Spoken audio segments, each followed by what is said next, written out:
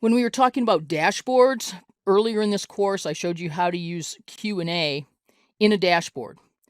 And we can also use Q&A in a report. But if we want to edit our data model, we're going to do that here in Power BI Desktop.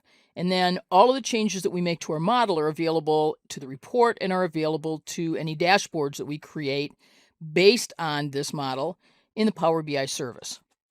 I want to show you how we use Power BI Desktop to modify a data source so that it better supports Q&A. We're going to begin by choosing Excel Workbook, and we're going to open Original Catalog Requests, which you will find in the Chapter 8 folder in the exercise files. And this is the Catalog Requests Workbook as it originally was created. It has a table in it, and that's the table that we're going to use. And I will click Load to load it. We don't even have to go into Power Query to make the changes that we're going to make here. And every change I'm going to show you, other than synonyms, you could make in the Excel workbook.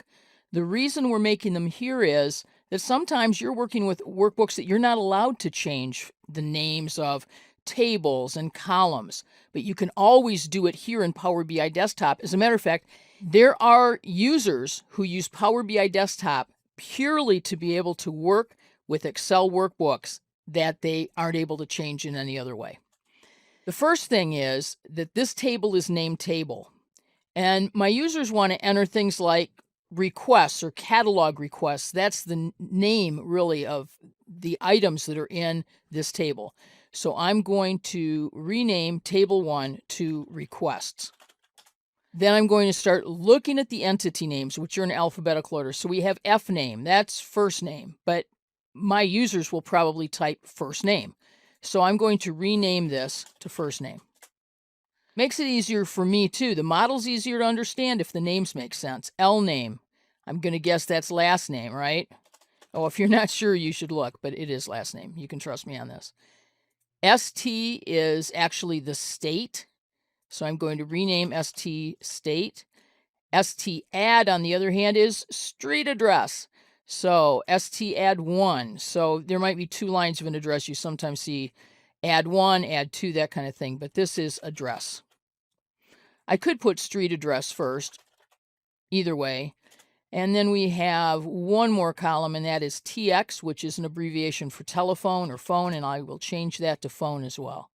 Having just made those few changes, where table is now requests and ST is now state, I'm able to drop a Q&A visualization in here, and I'll enter requests, and it gets underlined solid. And notice that there's already something happening back here.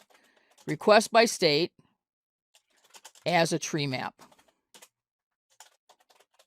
Request by state as tree map. There we go. That's what it looks like.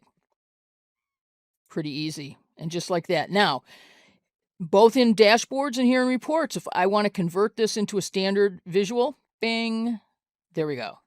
There are some other changes that I might want to make as well, though. I'm going to undo that, turn it into a visual, because at the top of the Q&A visualization, it says, help Q&A understand people better. I'm not sure that's possible, but it's a worthy goal. Note, add synonyms now.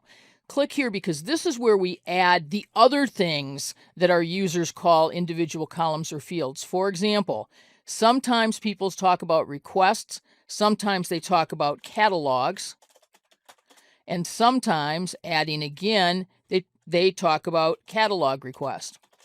All of those are valid terms, and by entering synonyms and including them in Q&A, my users can enter any of these terms.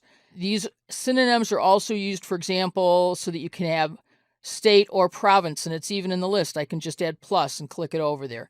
Zip code or add postal code.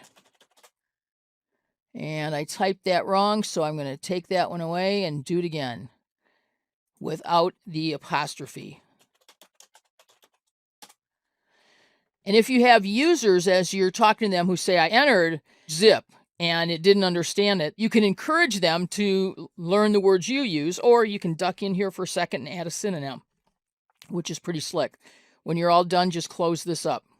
The goal then is for you to name the entities so that they have user-friendly names, and then use the synonym feature of Q&A to add any synonyms that should be kept with this data set, which then can be used for Q&A both here and in dashboards.